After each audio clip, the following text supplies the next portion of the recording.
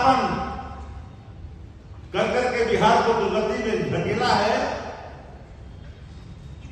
और अपराधी सत्ता से संरक्षित होकर करके पूरी तरह से देखो।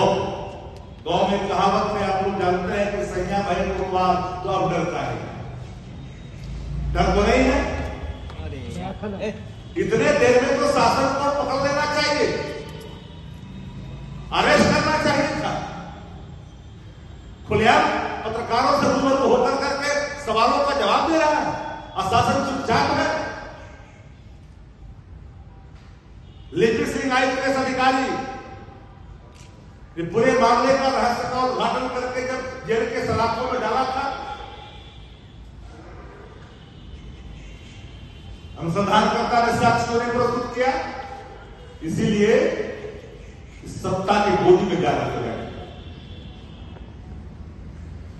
साक्ष्यों के अभाव में बरी हो गए। अब अपराध की परिभाषा बिहार में बदल गई है। ये अपराधी अगर सत्ता प्रतिष्ठान का गुलदस्ते की शोभा बन जाती है तो उनके लिए अपराध की परिभाषा ही बदल जाती है बिहार में। और मैं खुली चुनौती देता हूं सत्ता प्रतिष्ठान के एक एक नेताओं को। 2005 की बात करते हो, 5 के पहले की बात करते हो, पूरे मैदान पर मंच सजा करके बात करो। जिनके नाम 2005 के पहले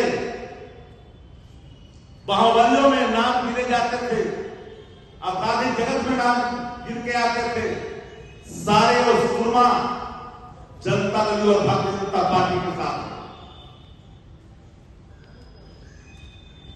बिहार में तो अपराध होगा। एक भी सत्ता प्रतिष्ठान का कोई व्यक्ति सामने में प्रतिक्रिया नहीं दे रहा। सुशासन की बात करने वाले लोग चुपचाप बैठे हुए मुंदवा करके। कानून अपना काम करेगा, कल वो करके जवाब आएगा। ये कैसा कानून, किस तरह का कानून?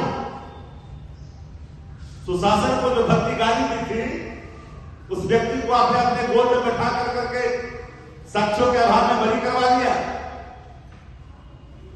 और फिर खुली छूट दे दी। ये वर्चस्व की लड़ाई है।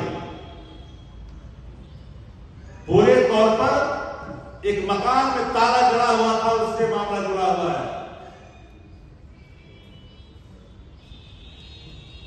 वकील पिता ने उनके कुछ सवाल किए हैं, वह भी सवाल खुल करके सामने आया है। लेकिन अपराध पर बिहार में डर लगता है। हमारे राज्यसभा सांसद संजय यादव जी को धमकी मिली,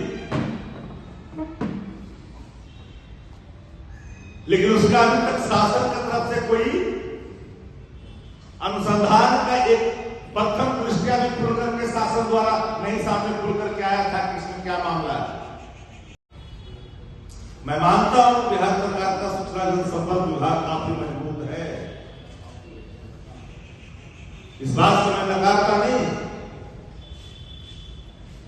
लेकिन सच ये है कि सत्ता संरक्षित गैंगवार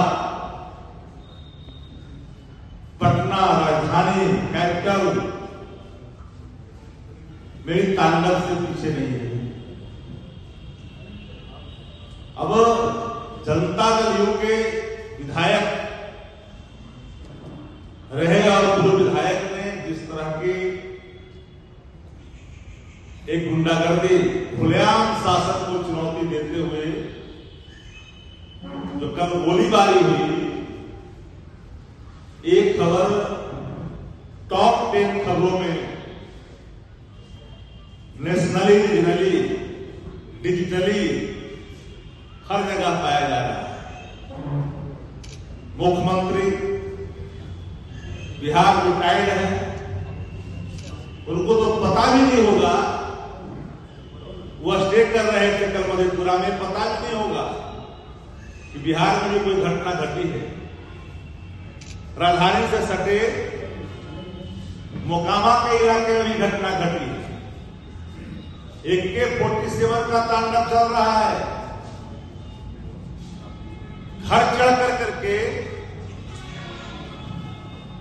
गोलीबारी हो रही है। थाना के महज कुछ ही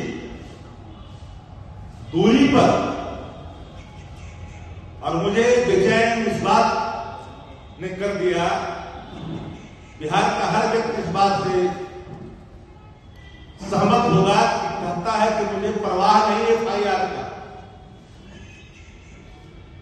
एफआईआर का परवाह नहीं। कल्प्रिट कह रहा है कि एफआईआर का परवाह नहीं, आरोपी कह रहा है कि एफआईआर का परवाह नहीं। Where is governance? कहां है सुशासन? सुशासन बिहार में नहीं, बिहार में आतंक राज है। सत्ता संरक्षित अपराध बिहार में सर चढ़ करके बोल रहा है। जनप्रतिनिधि भी सुरक्षित नहीं, धमकियां उन्हें भी मिल रही है। याद करिए, सुशासन पर मैंने नहीं, जेल में हाजिरी लगाने वाले लोग, कोर्ट में हाजिरी लगाने वाले लोग जिन पर ये आरोप लगे हैं, एक साक्षात्कार में क्या करा था? किसी ने पूछा था कि सुशासन की सरकार है, तो अपने भुगतान की ओर इशारा करके कहा था कि उसकी सरकार।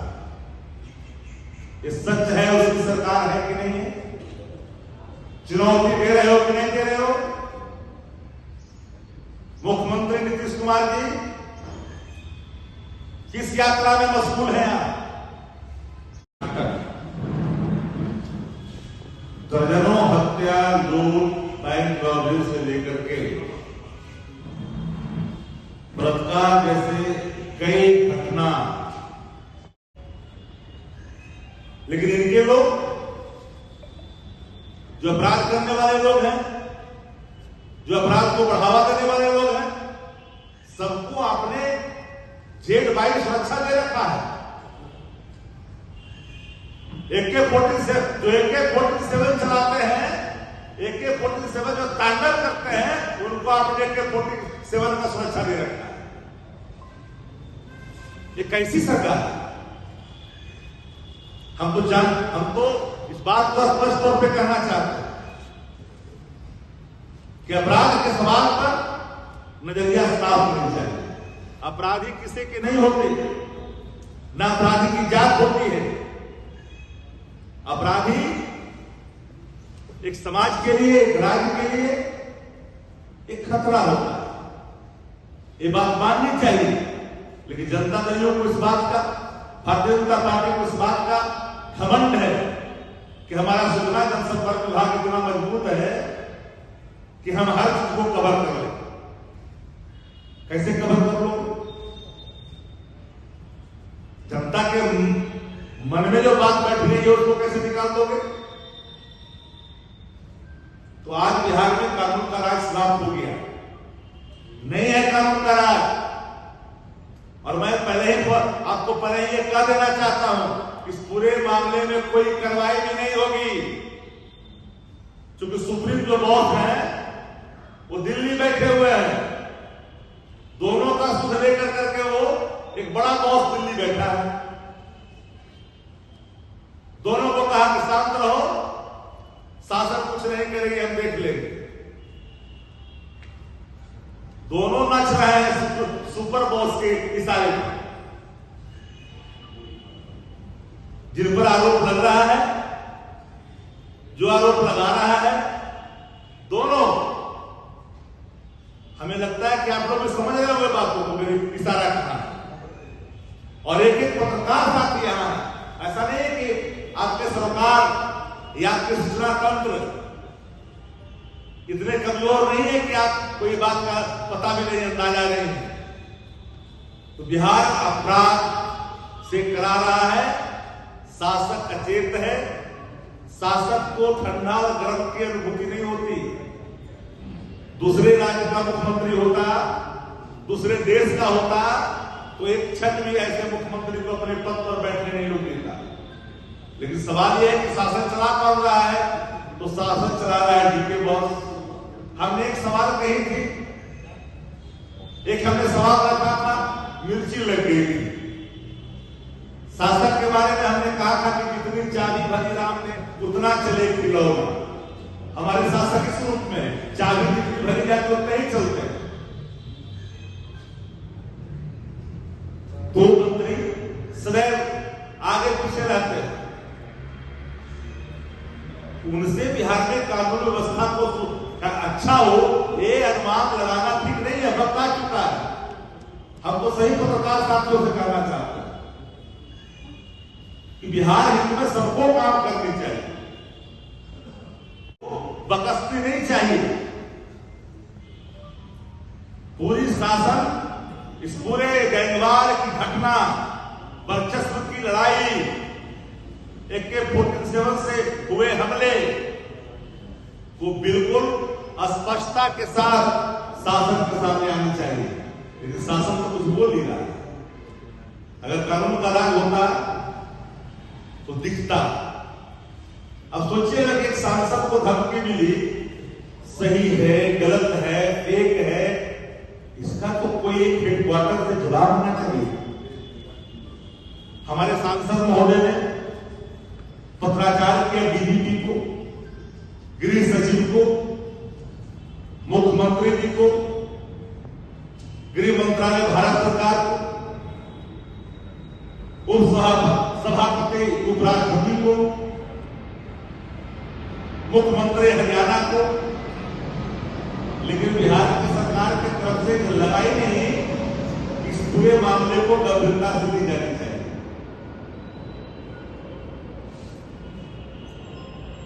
अगर आप अपराध को पार्टी के दृष्टिकोण से देखिएगा तो अपराध फिर अपराध रह जाएगा और फिर अपराध एक मजाक करके रह जाएगा। कानून व्यवस्था को बनाए रखना है तो अपराधियों के साथ कड़ाई के साथ पेश आनी पड़ेगी। लेकिन शासन कैसे कड़ाई के साथ पेश आएंगे? सत्ता बचाने के लिए उम्र कैद की सजा भुगतने वाले लोगों के लिए अब कानून में संशोधन होगा और उनको बाहर का रास्ता दिखाइएगा, कहिएगा कि बिहार में कानून का राज हो, नियमावली बदली जाए, अपराधियों को जेल से निकालने के लिए, रिहा कराने के लिए, तो फिर कानून का राज कैसे हो सकता है? ये तो अपराधियों का राज है, ये अपराधियों का साम्राज्य है। ये राज इस बात का गवाह रहेगा आने वाले कालांतर तक। एक अपराधी जो सजायाफ्ता था, उस व्यक्ति को जेल से निकालने के लिए नियमों में बदलाव किए गए और प्रतिष्ठित किए गए। सत्ता प्रतिष्ठान की तरफ से सरकार बचाने के लिए बड़े आवास किए गए। फर्स्ट MLA को सम्मानित करने के लिए मिनिस्ट्री पुल का आवास किया गया।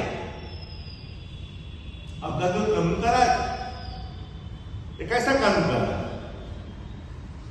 चाहे गोपालगंज का इलाका हो, मोतिहारी का इलाका हो, ये कौन गैंगस्टर है?